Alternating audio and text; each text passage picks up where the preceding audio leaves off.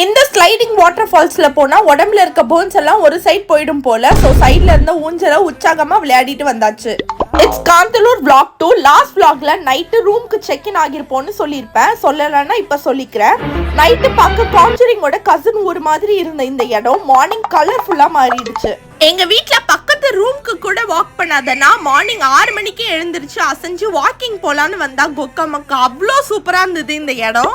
போற இடம் எல்லாம் தண்ணி, எங்களை சுத்தி ஒரே பனி. ஹாட்டா காஃபி தண்ணியும் குடிச்சிட்டு நல்லா ரெடி ஆகிட்டு ஆஃப் ரோட் ட்ரிப்னு சொல்லி கூப்பிட்டு என் ஜோலியை முடிக்க பார்த்தாங்க.